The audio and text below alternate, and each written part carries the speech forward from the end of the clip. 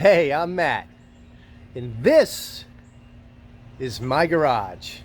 I know, it's been a while, right? It's been a while since the last video, and I am sorry for that. But I took vacation with my son. We had a little father-son time, which was awesome. And since I got back, I was working really hard on trying to finish up that motor, get it mounted on the transmission, and get it back in the car. So this episode is going to actually pick up with the motor and not with that oil pump rebuild. And I threw some of the steps to complete the oil pump build at the end of the video, and I lost one. I lost one of the videos. So you don't see me put the seal in the oil pump housing or in the auxiliary pump housing. So yeah, take it for what it is. Got some footage in there. I don't know, but I think the real focus today is going to be on working out some of the issues on the motor and getting that transaxle all set up, mounting that thing to the engine, and then in the car it goes. So yeah, here we go. Saturday morning. I think I overslept today. I never oversleep. Today I overslept. It's like 10:30 in the morning. Had to do some errands around the house this morning, but now I am here in the garage, and I jinxed myself yesterday. I said that I was going to get the motor back in the car, right? And I shouldn't have said that, because this is how far I got last night. I've got the belt, I've got the pulleys on the front of the cam carriers, and I've got the pulley on the water pump. I've got the belt on there. The timing is generally set, but it's not dialed in. You can see I got the vernier cam pulleys on there, so I really need to dial this baby in, which I haven't done yet. And I'm not going to do today because I can't. And here's why. I ran into another issue. This motor's killing me, man. It's fighting me every step of the way. I've never had so much trouble on an engine. So I don't know if that's because it's a very old engine, or I'm trying to do some things with it that aren't exactly stock when I go back with it. I don't know, but yeah, it's killing me. And the folks that were in there before doing work on it really didn't do the best job. They didn't do the best work. So I guess that happens, right? That just happens. Anyway, you know what's wrong with my motor? I can't get tension on the timing belt, because the new cam tensioner I put in is one that it's the eccentric tensioner. They typically run on motors with a different alternator bracket, and they go through the hole in the alternator bracket. And I think the reason they do that alternator bracket is providing a little bit of lateral support to that stud that carries the eccentric tensioner, because when you tighten that tensioner, it's putting force on that stud, right? And you need something to resist that force, because it's a pretty long stud coming out of the block, and you put a lot of force right here, it's going to have a tendency to move back and forth. Hey, Cam. Hey. So actually, you know what? I'm gonna show you that close up. You won't see me, but you'll see the motor. This is probably a better thing anyway, right? All right, I'm kind of zoomed in on the motor here, and my eyes suck, so it's a little blurry for me, but hopefully you guys can see it. So here's the cam belt tensioner, right? There's a stud that I bored into the block, tapped into the block, and right in there, you could see between the pulley and the block, there's a pretty good void.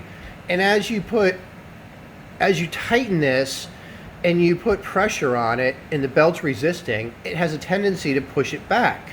Well, I don't have enough lateral support on that stud back there to resist the pushing back. So as I tighten the belt, what's happening is, as I tighten this belt with that cam tensioner, I'm just doing it by hand here, but that twists up and it tightens the belt. When that happens, this tensioner has the tendency to want to push this way. So I need some support to prevent it from pushing this way. So this is an old alternator bracket, and the newer brackets from like 1987 on perhaps, the bracket was modified and redesigned to come up around that cam belt tensioner. And I think the reason for that is to provide the lateral support on that tensioner that it needs to resist the bending. I think. I don't know that for sure. That's my suspicion. So now I have to wait for a new bracket. And I mean, I could have fabbed something up that worked and probably used these bolts here to fab up some type of bracket, but I didn't want to do that. I thought I'd go with the original Lotus intent first and order the correct alternator bracket and see if that fixes my problem. And if it doesn't, then I have to troubleshoot from there. So that's, I'm gonna back up.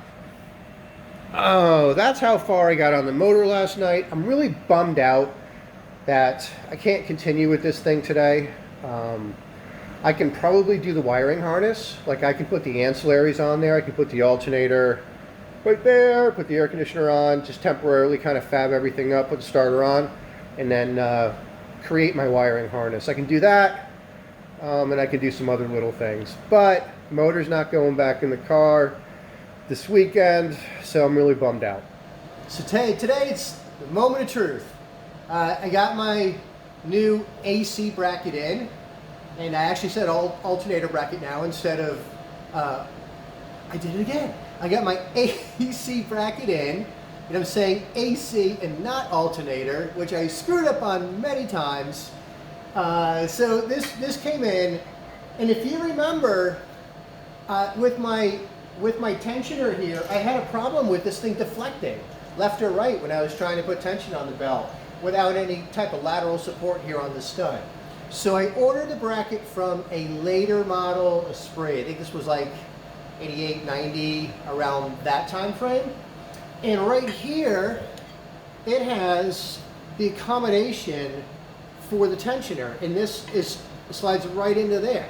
Now this is a really tight machine fit, so I'm a little freaked out because, you know, I drilled the stud the best I could in the center, but at the time I didn't really think that I would have to be dealing with a machine press to center that up.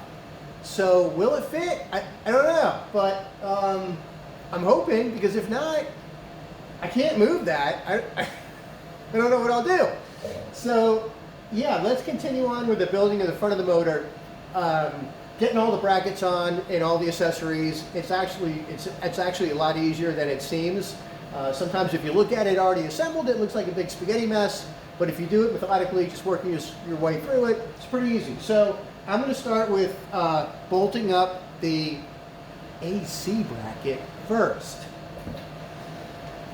All right, so I'm going to slide the accommodations for the tensioner over my stud, and then I've got these two bolts that hold the bracket onto the block.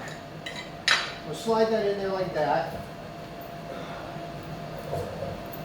and I'm just going to loosely start these because I want to have as much play to get that tensioner in as possible, because I really got to make sure that the tensioner is centered in there. All right, so here we go, tensioner. God, if I was off by just a little bit, I'm in trouble. So let's see. Oh, get this. I'm going to pop this belt off for a second to give me some play. All right. Cool. Well, that slit is sliding in. Nice. Now I can't get it all the way in. I'm going to need a bolt to kind of tighten it down because it is such a tight fit. But fingers crossed, man. I think I'm good. So I'm going to tighten these bracket bolts up. These are 17 millimeter.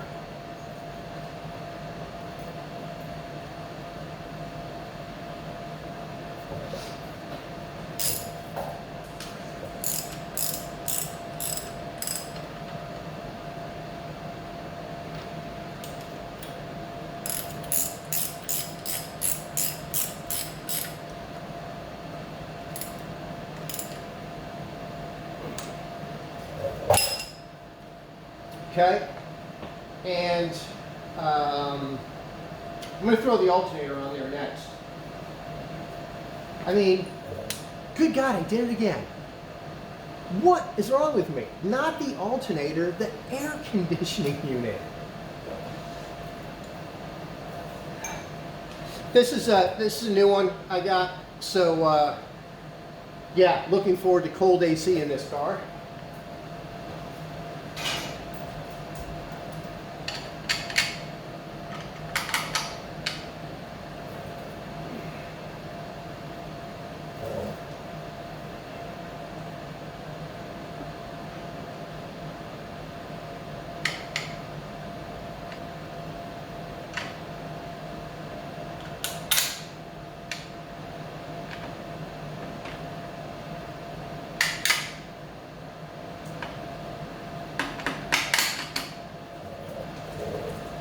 And I've got two lock nuts that go on the front of this to hold that in place.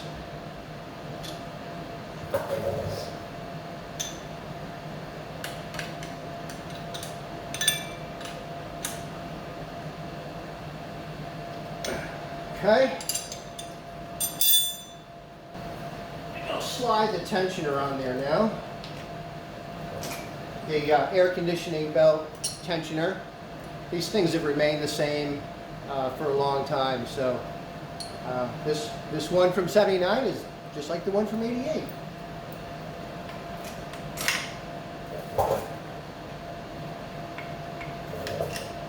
Okay, I just got that loosely on there because I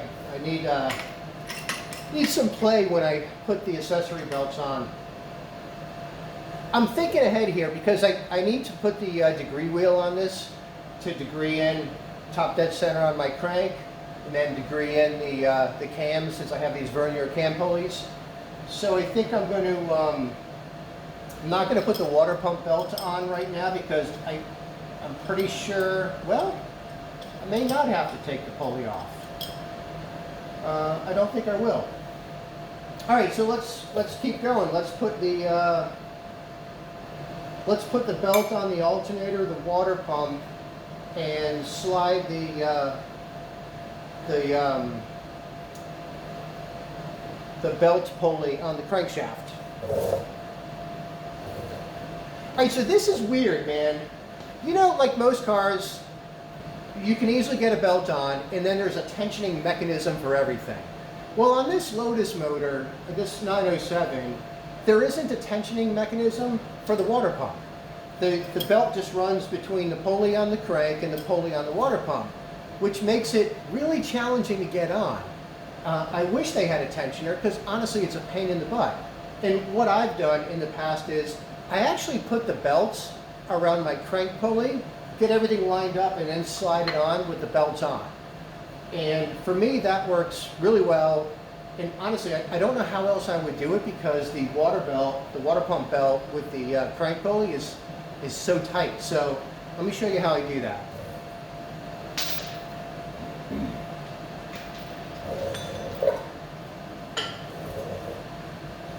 All right, AC belt. It goes on the outermost pulley groove of your AC compressor, and then it goes on the innermost groove of your crank pulley. I believe that's correct. Well, we'll find out. If I'm wrong, I'll have to change the groove. All right, then the water pump. Now my pulley's loose here because I want to get as much play as I can. But this goes on the center groove of the crank pulley. We'll wrap that around there. So now I've got both belts on, but the pulley just kind of hanging out here. So what I want to do is line up that keyway the best I can.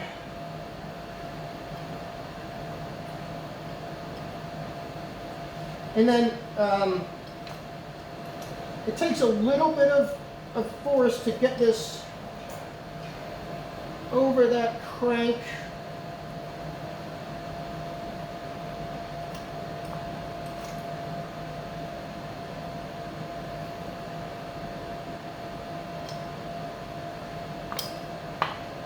There we go. And I'm looking in there to line up that keyway, and I think I'm going to get a rubber mallet and just kind of have that assist me.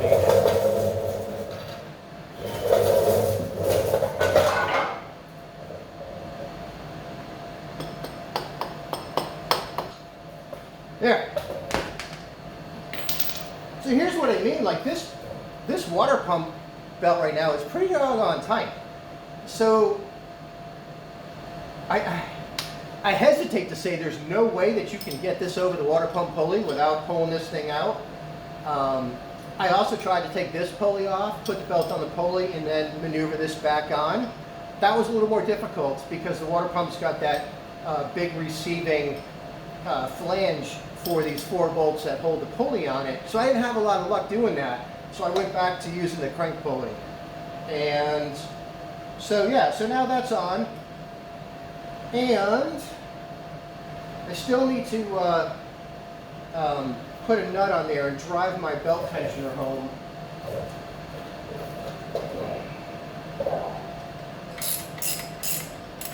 All right, I just made contact with the tensioner. Now I'm going to keep going, and it's slowly pushing itself into the bracket, the AC bracket. All right, there. It bottomed out. Everything's nice and flush. I'm going to loosen this a hair now because I want to be able to manipulate that tensioner. All right, I just moved my crank back to roughly where my top dead center is. My cam pulleys are set up at top dead center. What I did was I took the old pulleys and transposed the timing marks onto these verniers, so I know they're generally in the right place. So put my crank at top dead center, roughly. And now I can put this belt on.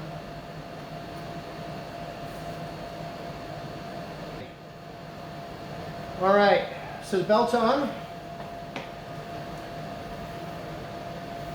Now, moment of truth. I should be able to put tension on this tension on the tensioner to tighten the belt without it deflecting anymore, because it's got really good lateral support in there from the AC bracket.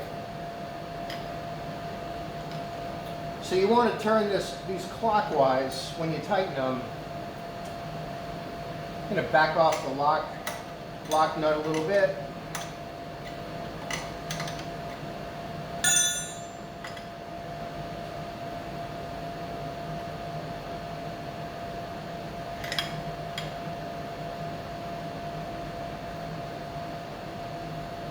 Yeah, got really good tension on the belt now, more than I need. And I'm not going to set the tension right now. I'm going to make it a little tighter than I ordinarily would, so I can do my vernier cam adjustments and find top dead center. So let me just tighten that down for now.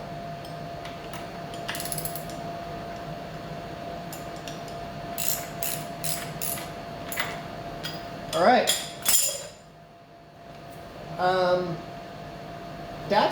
That's the majority of the sort of roughing in the front of the motor. We still need to do the alternator. Let me throw that on now.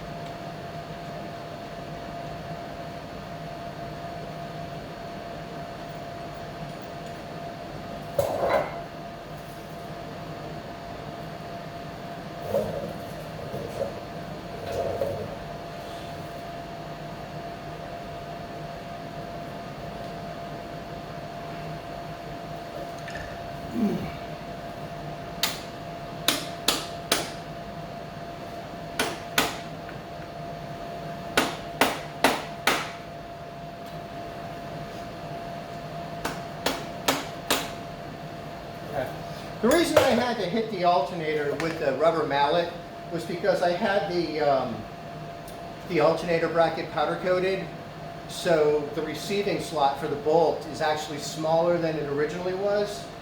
And while it it functions very well in the tight position. It doesn't want to lower down, slide down on that bracket as far as it used to. But you know, no worries. So that's it. I mean, that's the whole front of the motor roughed in that quickly. That's all there is to it. Now I still need to go through and tighten some stuff down. But before I do that, I'm going to go ahead and jump on finding top dead center. Like I said, set the time camming and wrap up and then tighten everything down. And this front of the motor is buttoned up and will be ready to go in the car. So yeah, that's it. Hey, if you guys want to see how to dial in the motor using the dial to find true top dead center and the true center of the cams for timing the cams, you go back and watch the videos on the 88 Lotus Esprit, building the 1988 Lotus turbo motor, and I go through that stuff in detail. So I'm not going to do that here. But so let me get this all together, and then next steps will be taking this motor off the engine stand, attaching the transmission, and it's going in the car tomorrow. All right, I got the engine off the engine stand, and this is the first chance I've really had to show you that new spigot bearing I was talking about earlier. Let me zoom in here. In the back of the crank, you take a look at that bearing. The outer race of that bearing is kind of way out here, so that is a much larger. Yeah, so I got some bad audio here. What I'm trying to say is that that rear spigot bearing is so much larger than the original spigot bearing. If you compare the two, this new one is considerably larger. So it took quite a bit of machining to get that thing in there, but it's ball bearing instead of needle bearing, has a much longer longevity. I am going to right now put that rear seal on and then get the clutch on and try to get this mounted. All right, little update. It's been a little more challenging than I was hoping for. So here's some of the issues I ran into. Good God, man, this was exhausting. So to get the rotor on, you've got to take this whole bracket off, and this is the bracket that mounts to the transmission, that mounts to the chassis, and the cross member bar at the bottom. And then attached to that is this rotor bracket. You can't really get the rotor bracket off without taking the mounting bracket off. It's really hard. There's a bolt underneath, but it's recessed into the casting. It's really hard to get to because you have limited depth. But anyway, so I took all this off to put the rotor on. The rotors didn't fit very well. So what I mean by that is, you know, there's 3 studs here. I put it over the 3 studs, and it just wasn't going. And I had to get the rubber mallet. I started hitting this thing. I mean, it was crazy tight. It just wasn't going to go. So something with the hole geometry in the rotor didn't allow it to go over the studs.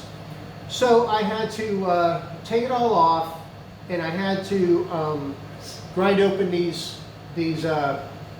stud holes in the rotor. And that was trial and error because I didn't want to go too far, right? So it was like, grind it, try to fit it, take it off, grind it, try to fit it, take it off, grind it, try to fit it, take it, and that went on. I probably did that like 6 times. It was crazy. And then I had problems with the rotor sitting plumb to the axle. In other words, you know, not wobbling, so it's seated properly all the way around. That took some finagling, and then when I got all that seated, I put the bracket back on and I was spinning the rotor here.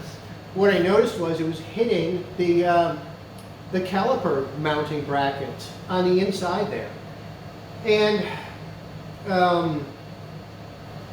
so I had to take the whole thing off again and file down this inside lip of the caliper bracket just to get the rotor enough room to clear. And it's clearing now and everything's working well. I think one of the problems I ran into was having parts powder coated. So I powder coated the bracket that holds the transmission up into the chassis, and I powder coated the the caliper mounting bracket.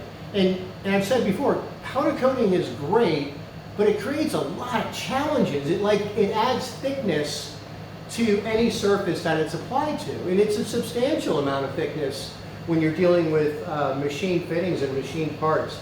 So I think between the extra thickness on the caliper bracket and the extra thickness on the transmission mounting bracket, it was pushing this bracket this way, which was causing the rotor to kind of rub on the back of the bracket. So, had to make accommodations for that. So there's a lot more tweaking on this than I really wanted to get into, but it's all bolted on there now and torqued down, and everything's working properly as it should. So now I got to go tackle the other side. At least I know what I'm up against. So I'm going to go ahead and just file off some of the powder coating between the mating surfaces ahead of time, so I don't have to go through this. And that I'll probably have to monkey with the holes on the rotor on the other side as well. So that's where I'm at. Wow, taking a lot longer than I thought. Pain in the butt, but you know, just gotta suck up and do it. All right, I'm off to the other side. Hey! So today is, let me think. Today is, got the engine hoist in the garage assembled. Pulled that out this morning. Got this transmission here. That's all assembled, ready to go. And I've got the engine all timed. Everything is good. It is ready to go.